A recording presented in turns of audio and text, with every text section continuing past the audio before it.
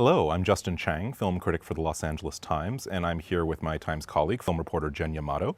We are talking about Ghost in the Shell and the casting of Scarlett Johansson as the main character and how that fits into this ongoing problem that we've seen of Hollywood whitewashing of Asian roles and Asian stories in cinema. Oh boy, well, this is certainly the biggest studio product to so blatantly whitewash out any sort of semblance of Asian identity from its source material. But it's not alone. We're in this sort of renaissance period of whitewashing in Hollywood. We had Marvel's Doctor Strange attacked for, and rightly so, for Tilda Swinton playing what in the comics was a Tibetan mystic. a male Tibetan. One. Yes, exactly. Ancient a male one. Yes, exactly. We're coming off of Matt Damon in The Great Wall, saving ancient China. Mm-hmm. Yep. There's Iron Fist as well in the Netflix television realm, and that's a Marvel property as well. So, yeah, I mean, but it seems especially egregious in the case of Ghost in the Shell, a movie that I hasten to add that, we've talked about this, Jen, and I like this movie more than you, despite its many, many flaws. I forgive you. That's fine. It's okay. We get along. But at the same time, it's like, and I do like Scarlett Johansson's performance in it, despite the massively problematic nature of her casting as the Major, as she's been called now. But in fact, her original character in the graphic novel and the films and TV shows is Major Motoko Kusunagi. A Japanese woman, yeah. Clearly. A Japanese woman, machine, crime-fighting cyborg. Yes. Yeah. I mean, she's a terrorist-fighting cyber cop. She's a RoboCop, basically, who's been designed, her body and her face have been optimally designed in the form of some beauty and functional ideal by scientists.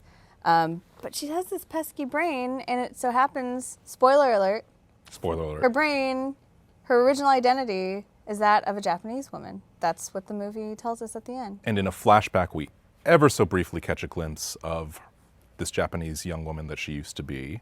Although we don't even see her face. She's just sort of... That's how insulting this movie is. You don't even get to see the actual actress of Japanese descent who plays her original self. So what the filmmakers have effectively done here is create a sort of loophole for themselves within the narrative using the fluidity of identity and the whole kind of man versus or mankind versus machine kind of binary to sort of get away with this or try to get away with it. They were hoping so hard, obviously, that they could get away with it without being scrutinized. However, nobody, none of the filmmakers, none of the producers, or even Scarlett Johansson herself, who defended this role by saying that her character is essentially identityless. Well, that's not really true, is it? Well, how do you feel, Jen, about the handling of this is another thing, because I feel that even though there was such a controversy over Doctor Strange, and we're in this era now where these controversies erupt before the movies are ever seen, the minute the casting is announced.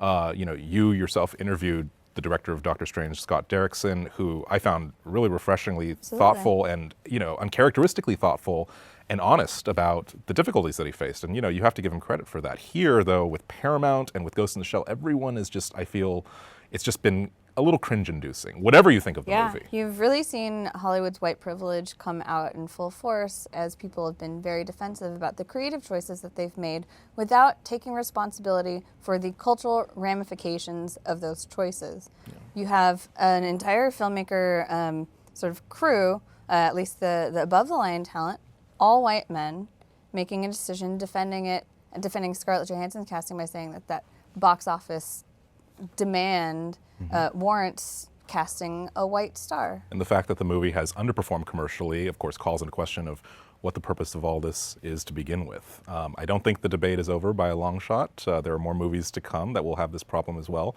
But and we will keep an eye on it. And for more stories and coverage of this issue and others in Hollywood, please visit latimes.com.